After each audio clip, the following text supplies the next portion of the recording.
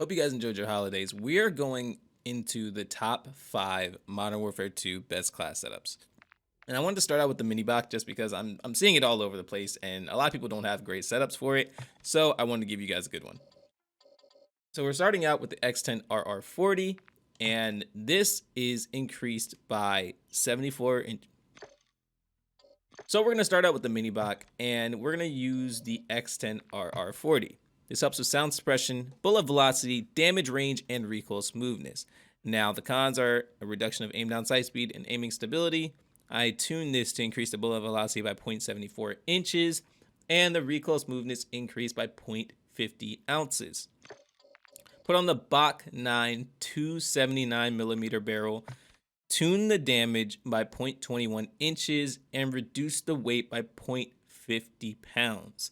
Now, this helps with damage range, hipfire accuracy, and bullet velocity at the cost of aim down sight speed and hip recoil control. This thing already has very little recoil, so I suggested using a build that helps with mobility and stabilization to a degree, but pretty much mobility and handling. I put on the Schlager Peck Box 4. This helps with aim down sight speed. The FT TAC Elite stock. I didn't change the length. I reduced the weight by 0.77 ounces. This helps with recoil control, and I wanted to continue to have good aim down sight speed.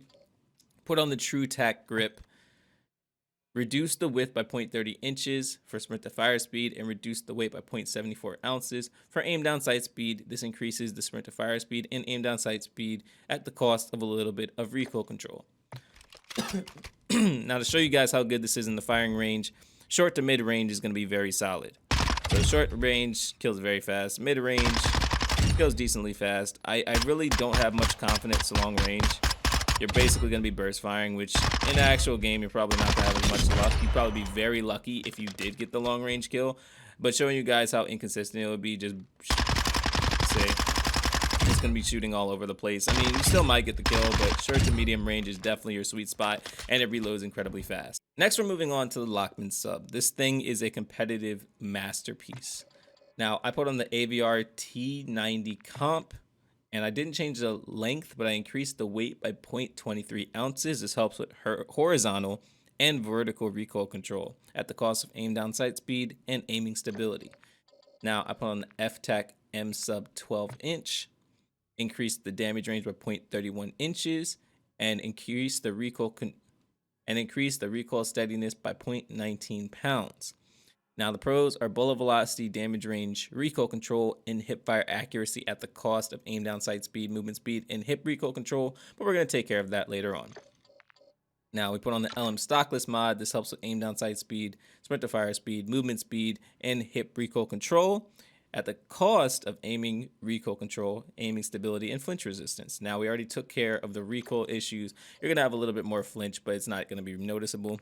Put on the Lachmann TCG10 and increase the sprint to fire speed by 0.17 inches. That's the negative 17 inches for width.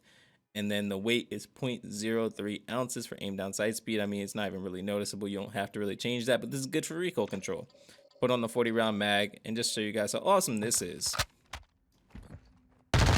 Short range, very little recoil. Mid range, you get a little bit of jump here and there, but long range, I don't think it's really ideal just because it's going to be bouncing a whole lot.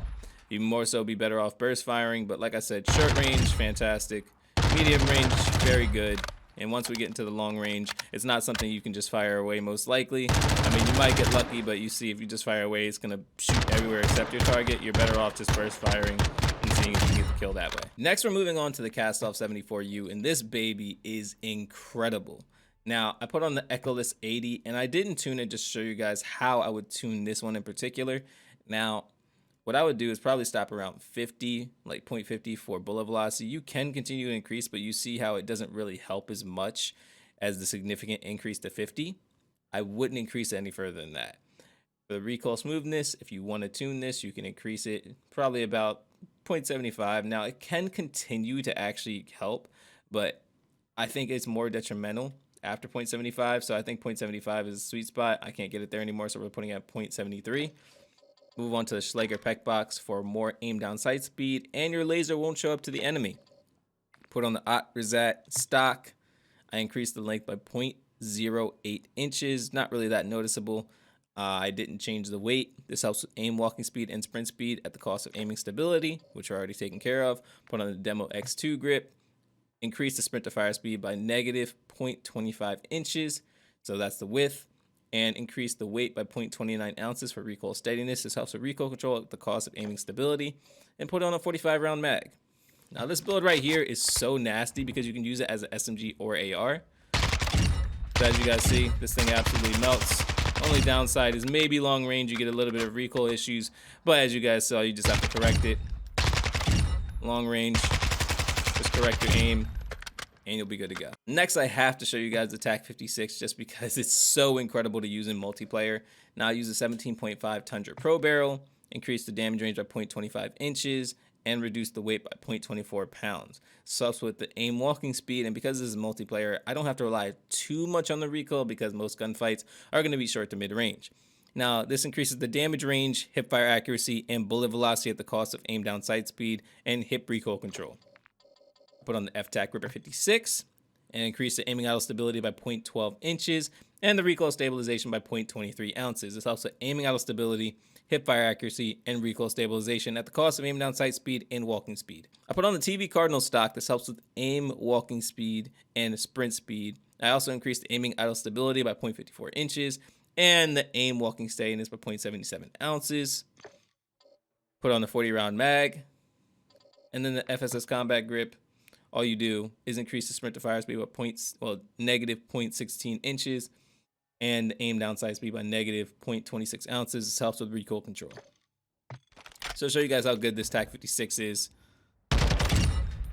you're going to absolutely melt in multiplayer. And if you get into a really long range engagement, you have nothing to worry about. And to show you guys, you get pretty good strafe now with this build.